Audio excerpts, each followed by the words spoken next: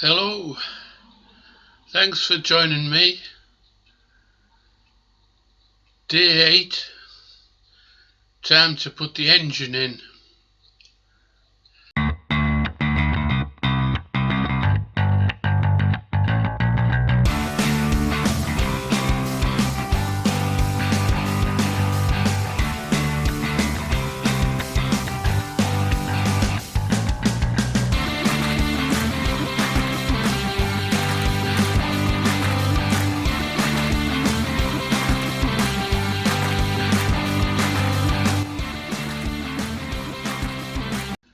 Putting the engine in, well, that's putting the cart before the horse. I had to design an engine mount, manufacture it, let it evolve, put right any mistakes or glaring errors, redo whatever. So creating it was an early start and a long day.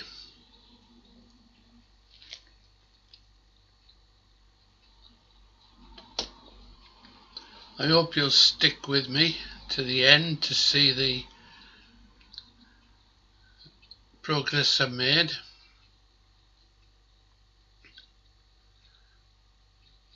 How do I possibly know where to start? Putting an engine in, a home built frame. Good point. I guess I rule out very little. I have to approach it from the point of view of maybe if I try this, or I wonder what it looked like with that. It had to fit the criteria.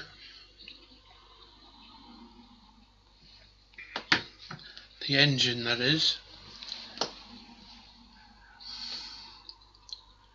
It had to have enough ground clearance to allow the two-stroke expansion box to be placed underneath to capture the 60s and 70s look of a racing two-stroke. It had to be mounted low enough to clear the top tube, far enough forward to allow the carburettor to breathe and miss the vertical seat tube, and far enough back to miss the front wheel. And the left to right consideration is all to do with chain alignment. The back wheel and tyre mounted in the swinging arm and centralised, so that's cast in stone now. I want the front and back wheel to be in line, and they are, so that there's no issues with steering or creating a dangerous vehicle. Bear in mind that this is for my grandson to eventually enjoy. So left and right of the engine, chain alignment. It has a centrifugal clutch on the end of the crankshaft and a tiny sprocket stuck out to the left. So that means the engine has to go far enough to the right to line up the engine sprocket with the back wheel sprocket. That's a given. That has to happen. So that's the constraints of up and down, forward and back, left and right. Blocking up the engine, trusty wooden blocks, I arrived at the position the engine would ideally be. Then I had to consider, was it going to be a metal cradle, engine support? Should it have wood for damping, for vibration? I haven't even heard this running, but it's a tiny engine. I don't expect it to rattle the frame to pieces. Getting back to how I decided to mount it. Looking underneath the engine, I see there was 5 holes tapped into the crankcase, 2 on one side and 3 on the other, pointing vertically down. So there were blind holes, and I decided they'd been put there for the purpose of mounting it, so I would adopt that. All I needed was a suitable piece of metal. Back in the garage, I remembered I'd ordered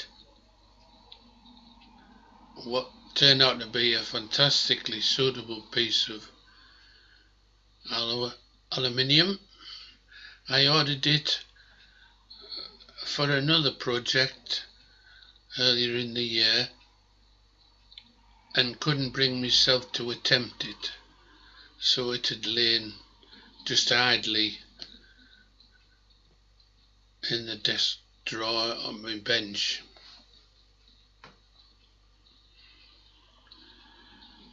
Bringing it into the house and laying it against the engine, lo and behold, it covered all the 5 holes.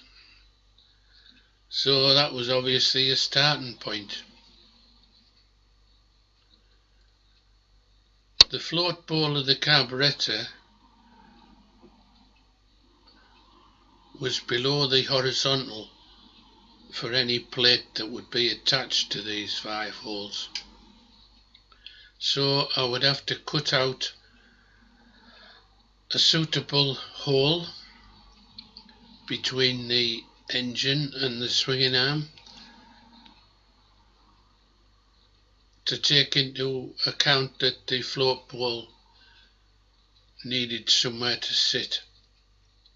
And there's also the possibility that you may wish to remove a float bowl to clean out any sediment or change a jet. So it's wise to have an accessible carburettor and float bowl in particular.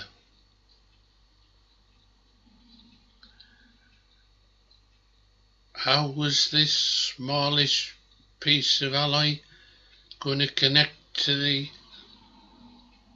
rest of the frame? Well, I hadn't got a clue at that point, but I just did what I thought was right. Hastily marked off the 5 holes, drilled the plate, and then attempted to mount them and realised that I hadn't took enough care. So I was back in the garage re-drilling and widening holes. It's the evolution of project builds. When I eventually arrived at a working prototype, I'd included a cutaway for the float bowl. I bolted the plate to the bottom of the engine, blocked it up again, and saw that it didn't quite reach the swinging arm or the seat post. So what was I going to do? Well,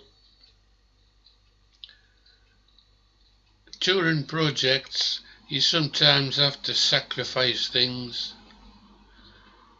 and in this case one of my alloy soft jaws for my vise became a sacrifice, because this sturdy piece of alloy right angle cross section would bridge the gap between the seat post and the newly created horizontal engine plate.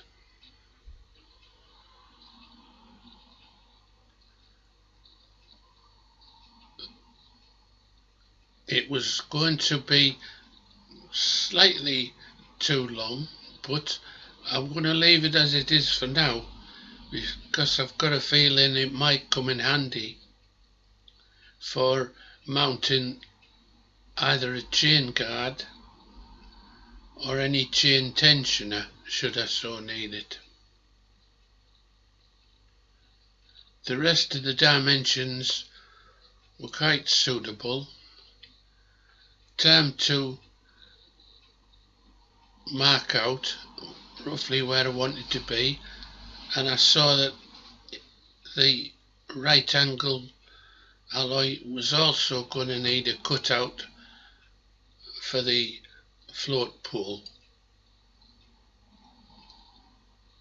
Now, I'd been trying my jigsaw earlier and it wasn't too happy with cutting thick alloy, so I guess I've just about worn out the only blade I had. So I went for a simplistic approach of just cutting a rather large V slot in the 90-degree bend alloy, and that would clear the float bowl and attach to the newly made alloy bottom engine mount. Off I went. Oh, I digress slightly. I needed to remove the seat post,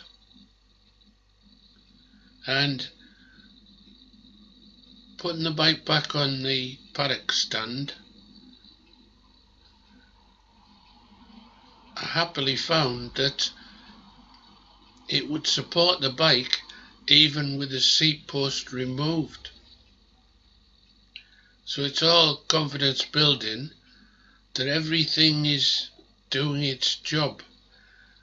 The frame is straight, square, parallel, whatever you might say, it's all aligned.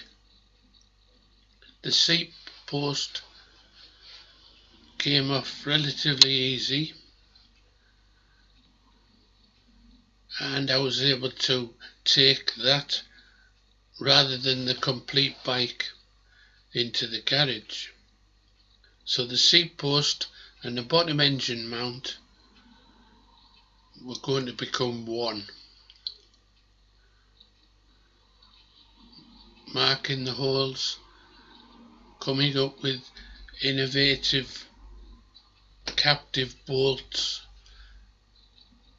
because at some point it may be disassembled, so I want to make it easy.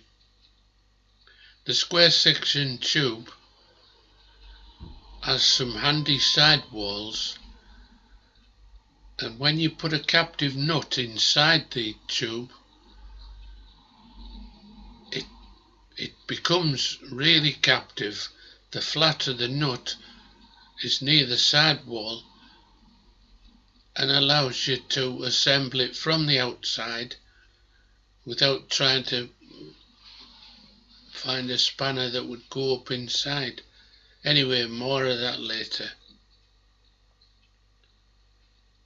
Creating an amalgam of the seat post on the horizontal bottom engine plate. Time to reassemble back in the house in the warmth. Have a look at it, decide whether I liked it, and I did. Tried the engine in place and the float bowl touched the cutaway, the V cut. So a quick disassembly of the seat post and 90-degree bend. Back in the garage, the V slot widened, reassembled, and this time looking good. The engine was now supported cantilever style.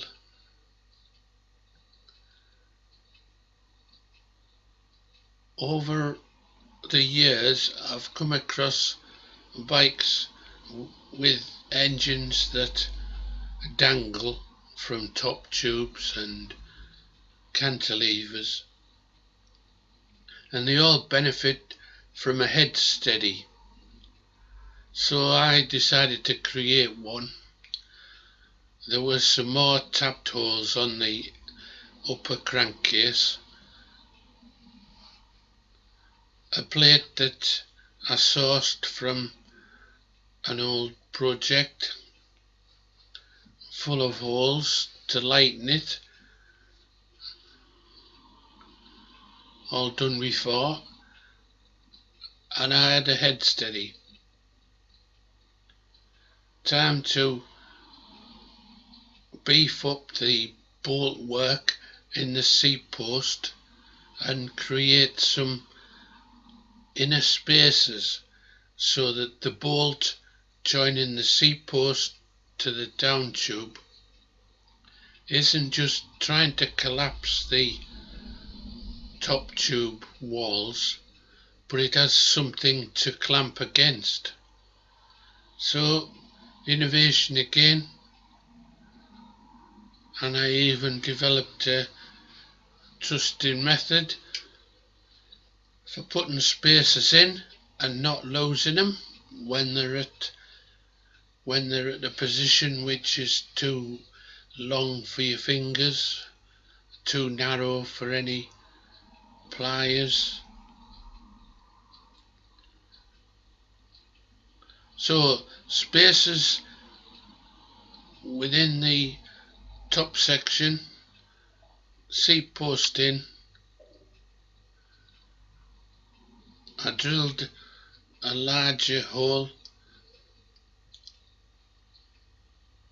which beefed up the structure. I followed it up with a secondary one which didn't need to be as strong, it just applies the slightest